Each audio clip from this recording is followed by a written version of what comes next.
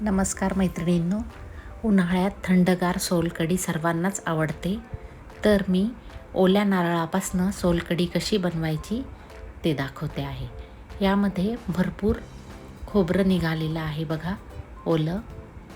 नारळात पाणीसुद्धा खूप निघालं होतं, तर त्याचासुद्धा मी थोडा वापर करणार आहे. 2 हिरव्या मिरच्यांचे तुकडे घेतले आहेत, आलं छोटंसं, 2 लसणाच्या पाकळ्या आणि थोडासा बीट किसून घेतलेला आहे. यामुळे सोलकढीला रंग खूपच सुंदर येतो. आणि थोडं चवीप्रमाणे बीट घेतलं आहे, साखर घेतली आहे. सर्व साहित्य एकाच वेळेला टाकलं आहे. आमसूल भिजत ठेवलेला होता, त्याला मी कुस्करून घेते आहे. अर्धा तास आधी त्याला भिजवलेलं होतं. याप्रमाणे त्याला कुस्करून त्यातील पूर्ण पाणी याच्यामध्ये टाकणार आहे. बस आपल्याला एवढंच साहित्य टाकायचं आहे. नंतर कुठलाही फोडणी किंवा काहीच करायचं नाही आहे. याला मी बारीक मिक्सरमध्ये वाटून घेतलेलं आहे. आणि आपली पुरण गाळायची किंवा ज्यूसची चाळणी असते, त्याने आपण हे संपूर्ण गर त्याचा काढून घेणार आहोत.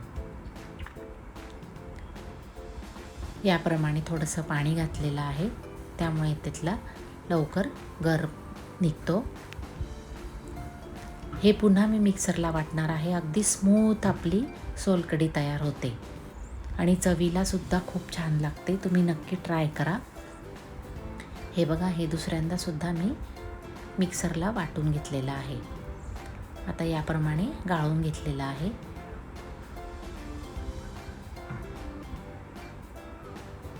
माझे असे नवनवीन व्हिडिओ आहेत, तुम्ही बघत चला. हे बघा, हे संपूर्ण गर आपला याचा निघालेला आहे. आता हे आपण पातेल्यात ओतून घेणार आहोत. बारीक सुती कपडा घेतलेला आहे, त्याच्यातून आपण हे गाळून घेणार आहोत. म्हणजे आपल्याला सोलकढीला जसं स्ट्रक्चर असतं त्याप्रमाणे ते मिळेल. अगदी सावकाश गाळा. हे बघा, हे मी गाळून घेतलेलं आहे. पातळ कापड घेतलेला आहे, त्यामुळे तो छान गाळला गेलेला आहे. याप्रमाणे आपली सोलकढी तयार झालेली आहे. तुम्ही नक्की ट्राय करा. तुम्हाला जर माझा हा व्हिडिओ आवडला तर शेअर करा, लाईक करा आणि नवनवीन प्रकारचे व्हिडिओ बघत राहा.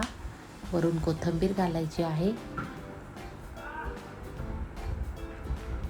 झटपट तयार होणारं आपलं सोलकढी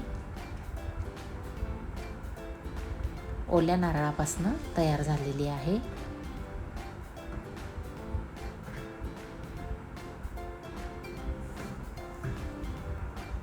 धन्यवाद.